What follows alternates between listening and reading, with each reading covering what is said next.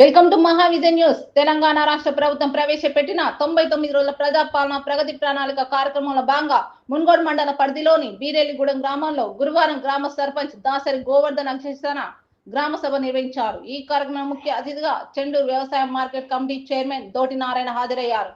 ఈ సందర్భంగా వారు మాట్లాడుతూ తెలంగాణ రాష్ట్ర ప్రభుత్వం పేదల సంక్షేమానికి పాటుపడుతూ ఎన్నో సంక్షేమ పథకాలు అమలు చేస్తుందని, వాటిని సక్రమంగా ప్రజలు అందించే బాధ్యత సర్పంచ్ పై ఉందని, వాటిని అమలుపరుస్తూ ముందుకు వెళ్లాలని సూచించారు.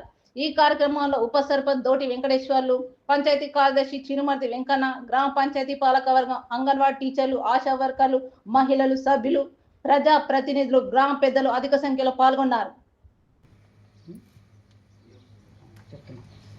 మన గౌరవ ముఖ్యమంత్రి శ్రీ యనమల రేవంత్ రెడ్డి గారి సందేశం: ప్రజాపాలన ప్రజాప్రభుత్వం బాధ్యతలు స్వీకరించి 2 సంవత్సరాల 3 నెలలు పూర్తయింది. ఆర్థిక సవాళ్లను అధిగమిస్తూ గత పాలకుల తప్పిదాలను సరిచేస్తూ సంక్షేమ అభివృద్ధి విషయంలో రాజీ పడకుండా మన ప్రభుత్వం పనిచేస్తుంది. మేము పాలకులం కాదు, సేవకులము అన్న భావతో ప్రజల ఆంక్షలు, అవసరాలే కేంద్ర బిందువుగా నిత్యం శ్రమిస్తున్నాం. ప్రతి నిర్ణయంలో ప్రజలు మేలు, సామాజిక బాధ్యత రాష్ట్ర ప్రభుత్వం దృష్టిలో పెట్టుకుంటున్నాం. ఉప ఎన్నికలు, పంచాయతీ ఎన్నికలు, మున్సిపల్ ఎన్నికల్లో వరుస విజయాలతో ప్రజాపాలనకు మీ ఆమోదం, మద్దతు ప్రకటించారు. మీరు ఇచ్చిన ఈ ఫలితాలు మా బాధ్యతను మరింత పెంచాయి. ప్రభుత్వ పథకాలు అంటే కాగితాలపై కాదు, ప్రజల జీవితాల్లో స్పష్టమైన మార్పు తేవాలన్నది మా సంకల్పం. ఆ ఉద్దేశంతోనే ప్రజాపాలన ప్రగతి ప్రణాళిక పేరుతో ఈ కార్యక్రమాన్ని ప్రారంభించాం.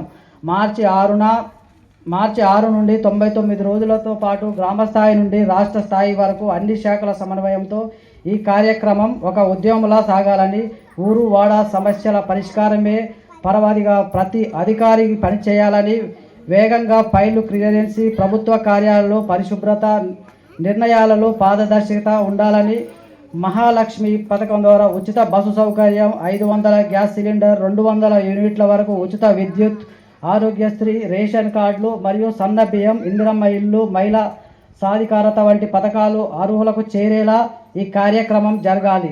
తెలంగాణ రైజింగ్ 2047 విజయంతో ఆర్థికంగానే కాక అన్ని రంగాలలో తెలంగాణను ప్రపంచంలోనే నెంబర్ 1గా నింపాలన్నది మన సంకల్పం. ఈ సంకల్పంతో ప్రతి పౌరుడు భాగ్యస్వామి కావాలి.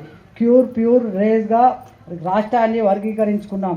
వాటి పరిధిలో సేవ, తయారీ, వ్యవస్థ రంగాల్లో ప్రపంచానికి ఆదర్శంగా మనం ఎదగాలి. ఈ 99 రోజుల సాధారణ కార్యక్రమం కాదు, ఒక దీక్ష. 4 కోట్ల తెలంగాణ ప్రజలు ఒకటై దేశానికి, ప్రపంచానికి ఆదర్శంగా ఎదగాలి. ఇదే నా కళ. ఆ కళను సాకారం చేయడంతో ప్రతి తెలంగాణ బిడ్డ భాగస్వామ్యం కావాలి. మీ అందరి సహకారాన్ని కోరుకుంటూ మీ ముఖ్యమంత్రి 2025 మార్చి వరకు 40 మంది గర్భిణీ బాలంతలు నమోదైనారు. 3 నుంచి 6 ఇయర్స్ పిల్లలు 29 మంది నమోదైనారు. వీళ్లకు ఆరోగ్య లక్ష్మి పథకం కింద ఒక పూట సంపూర్ణ భోజనము, గర్భిణీలకు 1 గుడ్డు, 200 గ్రాములు పాలు రోజుకు, పిల్లలకి సంపూర్ణ భోజనము, మధ్యాహ్నము స్నాక్స్ 20 గ్రాములు ఇస్తున్నాము. పౌష్టిక ఆహారము 7 నెలల నుంచి 3 సంవత్సరాల పిల్లలకి బాలామృతం ప్యాకెట్ 2 కేజీలన్నర ఇస్తున్నాము. నెలకు 16 గుడ్లు ఇస్తున్నాం.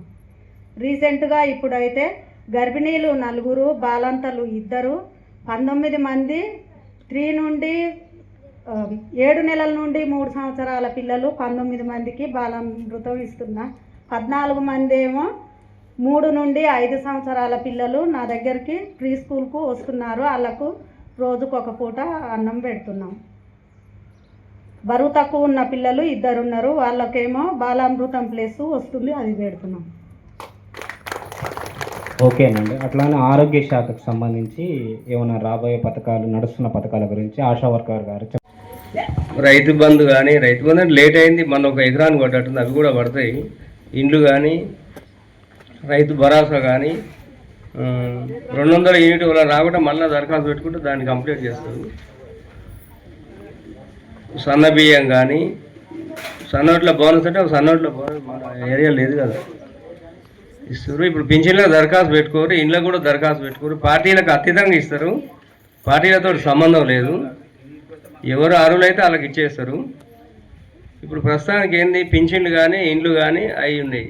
కొత్తగా స్కీమ్ ప్రతి రేషన్ కార్డు ఉన్న ప్రతి ఒక్క పెద్దకు 5 లక్షల బీమా గవర్నమెంట్ మననే ప్రకటించింది. ప్రతి ఒక్కరికి 5 లక్షలు ఏమైనా జరిగితే 5 లక్షలు వస్తాయి.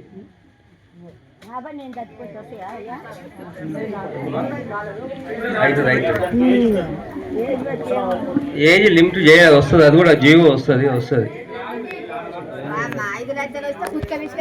గ్రామ సభను ఏర్పాటు చేయడం జరిగింది.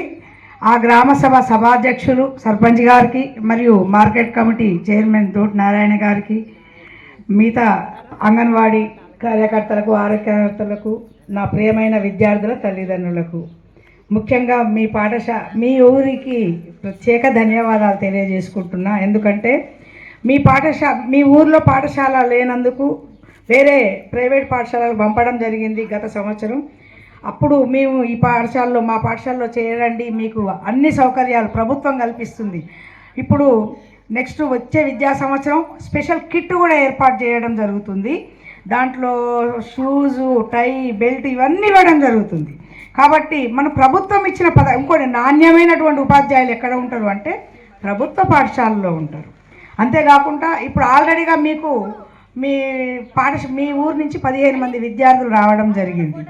మీరు ట్రావెలింగ్ కూడా ఇబ్బంది పడడం జరిగితే నేను మన ప్రియతమ గౌరవనీయులైన రాజగోపాల్ రెడ్డి గారి సహకారంతో ట్రావెలింగ్ అలవెన్స్ను కూడా ఏర్పాటు చేయించినాం, మీరు ఇబ్బంది పడొద్దని. అంతేకాకుండా ప్రభుత్వం నుంచి కూడా 8 నెలలది నెలకు 600 చొప్పున ప్రతి ఒక్క విద్యార్థి తల్లిదండ్రికి డబ్బులు రావడం జమ అయినాయి.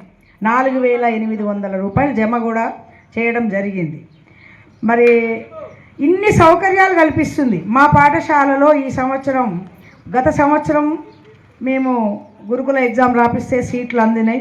ఒక చక్కటి విద్యను, ఎందుకంటే మన చుట్టూ ఉన్న వాతావరణం పొల్యూషన్ అయినట్లయితే పిల్లలకు కూడా అలాంటి జరగకుండా దూరంగా మనం కొంచెం చదివించగలిగితే వాళ్ళకు భవిష్యత్తులో మనకు పెట్టకున్నా పర్వాలే, వాళ్ళ భవిష్యత్తులో వాళ్ళకు చక్కటి విద్యావంతులు కావాలి అని గురుకుల పరీక్షకు మేము ఎంత రిస్క్ తీసుకున్నామంటే 3 నెలలు మాత్రం నేను పిల్లల్ని వదిలిపెట్టలే, మొత్తం అక్కడనే కేటాయించిన సమయం అంతా అక్కడనే కేటాయించిన. ఈ సంవత్సరం కూడా మళ్ళీ మనకు గురుకులంలో సీట్లు ప్రజెంట్గా ఫస్ట్ ఫేజ్లో 4 రావడం జరిగింది. మళ్ళీ సెకండ్ ఫేజ్లో మళ్ళీ పిల్లలకు 70 మార్కులు వచ్చినాయి కాబట్టి కంపల్సరీ వస్తాయి. అట్లాగే మాకు వచ్చే విద్యా సంవత్సరం మీ బీరేలిగూడెం విద్యార్థులు మాకు 3వ తరగతిలో ఉన్నారు కాబట్టి ఆ పిల్లలందరూ, అసలు ఆ బీరేలిగూడెంలో 3వ తరగతి పిల్లలను చూస్తే మా స్కూల్ ఉపాధ్యాయులందరికీ ఈర్ష్య పుడుతుంది. అసలు ఎంత చక్కగా చదువుతారంటే ఆ పిల్లలు, అంత చెప్పలేమన్నమాట నోటితోటి. ప్రతి ఒక్కరు ఆ క్లాస్కే క్లాస్ టీచర్ కావాలని కోరుకుంటారు. ఎందుకంటే ఉన్న పిల్లలందరూ చదువుతారు, ఎవ్వరు డల్ గారు దాంట్లో. కాకపోతే ఒక కార్తీక్ గారు ఒకటి కొంచెం చదువు. మన హౌసింగ్ అనిల్ కుమార్ గారికి, ఉప సర్పంచ్ గారికి, మా పాలకవర్గ సభ్యులు అందరికీ, బీరేలుగూడ గ్రామ ప్రజలందరికీ నా హృదయపూర్వక నమస్కారాలు. ఈరోజు ప్రగతి ప్రణాళికలో భాగంగా మన ప్రభుత్వ పథకాలు అమలు చేయడం మనం నిన్న చేసినాం. ఏదైతే మన రోడ్డుకు ఇరువైపులు ఉన్న చెట్లను కానీ, మోరీలను కానీ, డ్రైనేజీలను కానీ క్లీన్ చేయడం జరిగింది. అదేవిధంగా మన మరి దోమల మందు కొట్టించడం జరిగింది, ట్యాంకీలు శుభ్రం చేయడం జరిగింది. ఇదే కాకుండా నేను కొత్తగా సర్పంచ్ అయిన దగ్గర నుంచి ఒక సీసీ రోడ్డు 5 లక్షలతోటి శాంక్షన్ చేయించుకోవడం జరిగింది. అదేవిధంగా 10 లక్షలతోటి మహిళా సమైక్య భవనం కూడా పూర్తి చేసుకోవడం జరిగింది.